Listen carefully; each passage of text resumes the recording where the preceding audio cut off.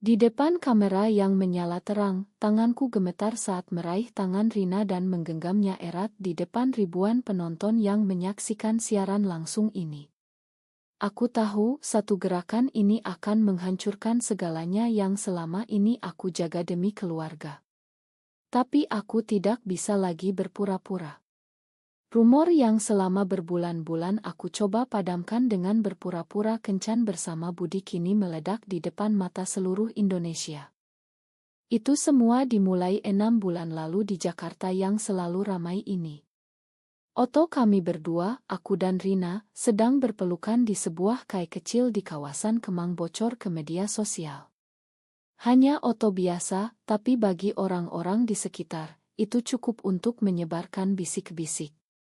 Aisyah lesbian ya, kata tetangga di grup keluarga besar. Ayahku, Pak Hadi, seorang pengusaha properti yang disegani di Surabaya, langsung meneleponku tengah malam. Suaranya dingin seperti es.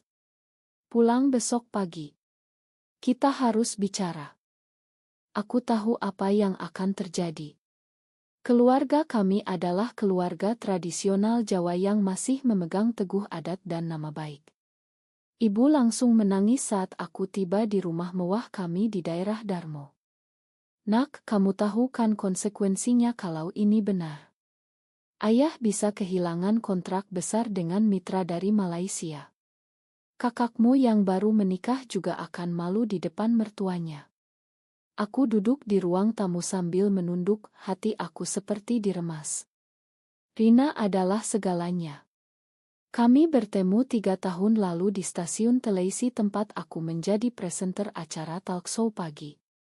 Dia asistenku, pintar, lembut, dan dari pandangan pertama kami sudah saling mengerti tanpa banyak kata. Cinta kami tumbuh diam-diam, bertemu di apartemen kecilku di kawasan Senayan, jauh dari mata orang. Tapi sekarang rumor itu menyebar ke kantor. Rekan kerja mulai memandangku aneh. Ayah memutuskan langkah drastis. Kamu harus kencan dengan Budi, anak Pak Joko teman bisnis ayah. Tampil di publik sebagai pasangan. Posting foto bersama, pergi ke acara keluarga. Itu satu-satunya cara untuk redam gosip ini. Aku protes keras. Ayah, aku tidak bisa bohong seperti ini. Tapi ibu memegang tanganku, air matanya jatuh. Lakukan untuk kami, Aisyah. Jangan buat ayahmu sakit hati. Kita hidup di Indonesia, nak. Hal seperti ini masih tabu. Akhirnya, dengan hati yang hancur, aku setuju. Itu adalah awal dari sandiwara panjang yang membuatku kehilangan diriku sendiri. Setiap Sabtu malam, aku harus beroto makan malam romantis dengan Budi di restoran mewah. Budi pria baik, tampan, lulusan luar negeri, tapi setiap kali dia memegang tanganku, aku merasa mual. Kami berpura-pura tersenyum untuk kamera ponsel. Postingan pertama langsung viral. Akhirnya Aisyah pacaran dengan anak pengusaha, komentar netizen. Rumor tentang aku dan Rina mulai mereda, tapi di dalam hati aku semakin hancur. Malam itu setelah pulang dari kencan palsu, aku menelepon Rina. Aku tidak tahan, Rin. Aku merasa seperti pengkhianat. Suaranya di telepon terdengar lemah. Aku mengerti, sayang. Lakukan dulu untuk keluargamu. Aku akan tunggu. Tapi aku tahu, semakin lama sandiwara ini, semakin sulit aku bertahan. Tekanan dari ayah semakin berat. Dia mulai mengatur pertemuan keluarga besar di mana Budi diundang sebagai calon menantu. Ibu sudah mulai bicara tentang lamaran. Aku merasa seperti terperangkap di dalam sangkar emas yang semakin sempit. Pagi harinya di studio televisi, aku harus tersenyum lebar di depan kamera sambil membahas topik cinta sejati di era modern. Ironis sekali. Rina duduk di belakang panggung sebagai asistenku, matanya penuh kesedihan setiap kali aku menyebut nama Budi dalam segmen. Setelah syuting selesai, kami bertemu sebentar di ruang ganti. Aku lihat foto kalian di Instagram lagi, katanya pelan sambil memelukku dari belakang. Kamu terlihat bahagia sekali. Aku berbalik dan mencium keningnya. Itu semua palsu, Rin. Hanya kamu yang aku cintai. Tapi kata-kata itu terasa semakin berat. Minggu berikutnya, ayah mengadakan makan malam keluarga di rumah. Budi datang dengan membawa bunga untuk ibu. Kakakku, Rina bukan kekasihku, kebetulan nama sama, tersenyum lebar. Wah, akhirnya Aisyah dapat yang serius juga. Aku duduk di sebelah Budi, tangannya sesekali menyentuh punggungku, dan aku harus menahan diri agar tidak menjauh. Ayah bicara panjang lebar tentang masa depan bisnis keluarga.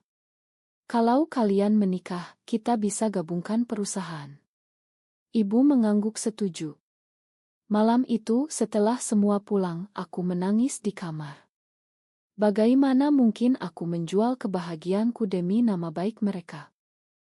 Rina mulai merasakan tekanan yang sama. Dia juga mendapat tatapan aneh dari rekan kerja. Suatu malam, saat kami bertemu diam-diam di apartemen, dia berkata dengan suara bergetar. Mungkin kita harus berhenti dulu, Aisyah. Aku takut kalau keluargamu tahu, mereka bisa memecatku atau lebih buruk lagi. Aku memeluknya erat. Jangan bilang begitu. Aku akan cari jalan keluar. Tapi jalan keluar itu semakin tertutup. Ayah mulai mengatur jadwal kencan kami dengan Budi. Kami bahkan harus pergi ke acara amal bersama, beroto di depan media. Netizen memuji pasangan idaman. Sementara itu, aku dan Rina hanya bisa bertukar pesan rahasia. Suatu hari, kakak iparku yang kebetulan melihat kami berdua keluar dari apartemen mulai curiga. Dia bertanya langsung padaku. Kamu masih dekat dengan Rina itu? Hati-hati, Aisyah. Gosip lama bisa bangkit lagi. Aku membantah, tapi ketakutan mulai merayap.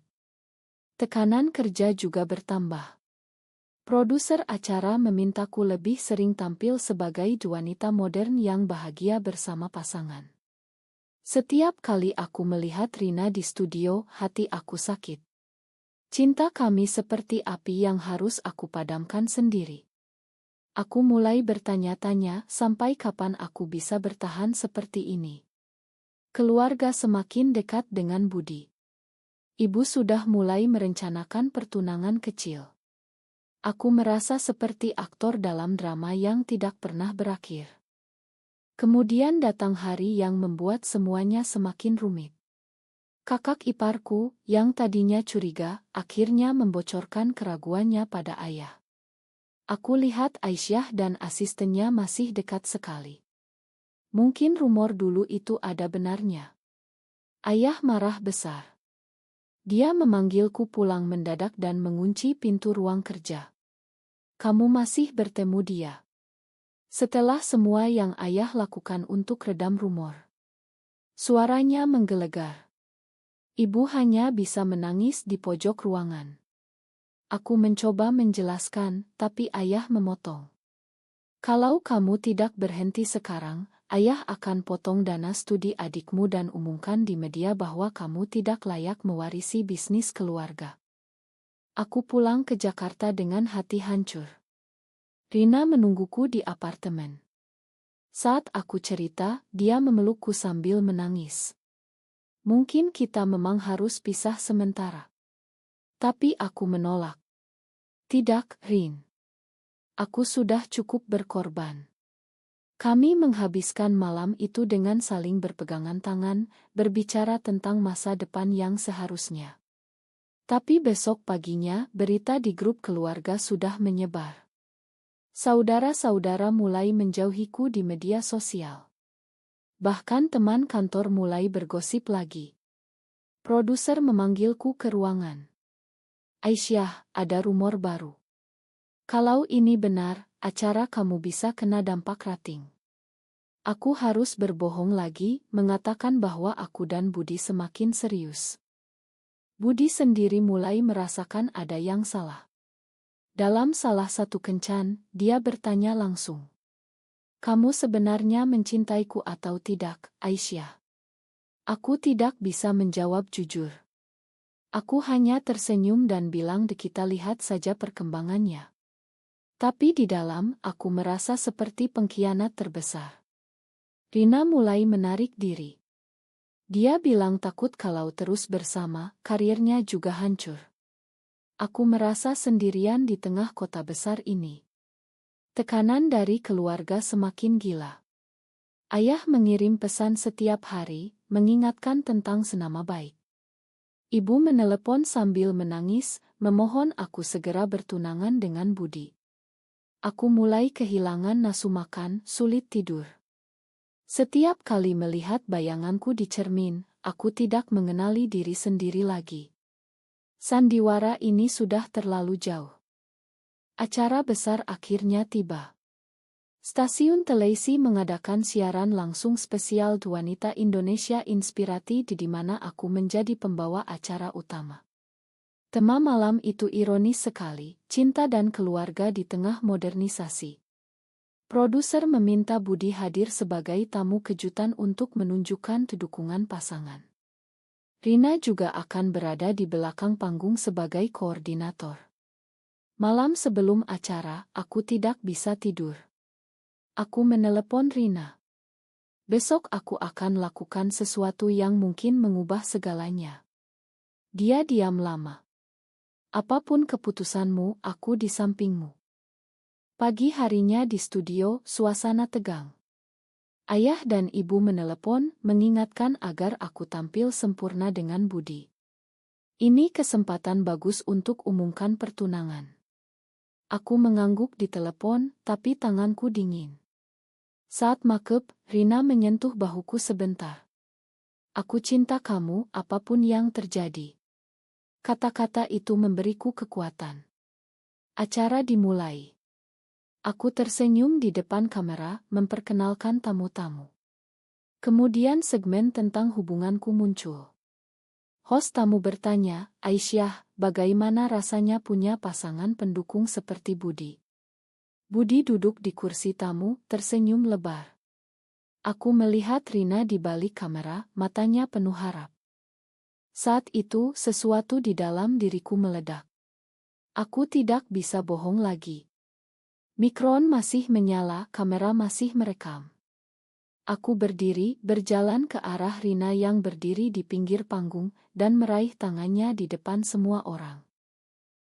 Semua. Aku tidak bisa lagi berpura-pura. Layarmu langsung ramai komentar. Apa yang terjadi? Itu asistennya. Kamera om ke wajahku dan Rina yang saling menggenggam tangan. Budi berdiri dengan wajah pucat. Produser panik di belakang panggung, tapi siaran tidak bisa dihentikan. Aku mengambil mikron dengan tangan yang masih gemetar. Selama ini aku dipaksa berpura-pura kencan dengan Budi demi redam rumor. Tapi yang sebenarnya aku cintai adalah Rina. Aku lesbian, dan aku tidak mau lagi menyembunyikan siapa diriku. Suaraku terdengar jelas di seluruh Indonesia. Rina menangis tapi tetap berdiri di sampingku. Penonton di studio terdiam, beberapa bertepuk tangan pelan, yang lain terlihat marah. Siaran langsung berlanjut dalam kekacauan. Produser akhirnya memotong iklan darurat, tapi kerusakan sudah terjadi. Ponselku langsung banjir pesan. Ayah menelepon berkali-kali. Kamu sudah gila. Matikan siaran sekarang. Aku tidak menjawab. Aku hanya memeluk Rina di belakang panggung. Akhirnya aku bebas, bisikku. Tapi kebebasan itu datang dengan harga mahal. Media sosial meledak. Berita utama pagi berikutnya, presenter terkenal ungkap orientasi seksual di siaran langsung. Malam itu aku dan Rina pulang ke apartemen. Kami tahu besok akan ada badai besar. Dan benar saja, ayah datang ke Jakarta keesokan paginya bersama ibu. Mereka masuk ke apartemen dengan wajah marah. Kamu sudah menghancurkan nama keluarga, teriak ayah. Ibu hanya menangis. Kakakku menelepon, bilang mertuanya marah besar. Bisnis ayah mulai kehilangan klien. Adikku di kampus mendapat ejekan.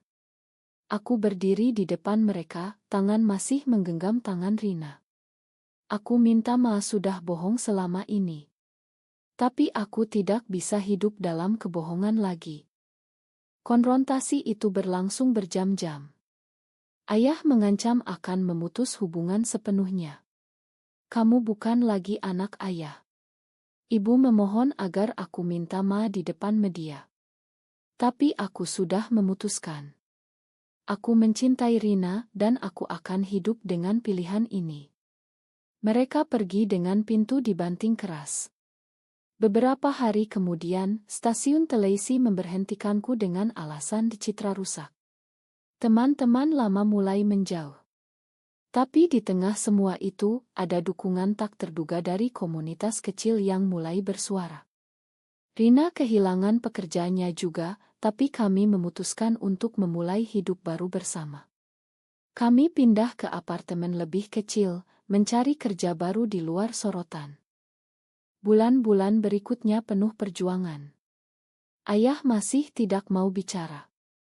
Ibu kadang-kadang mengirim pesan diam-diam, aku kehilangan karir yang selama ini aku bangun, tapi aku mendapatkan kedamaian.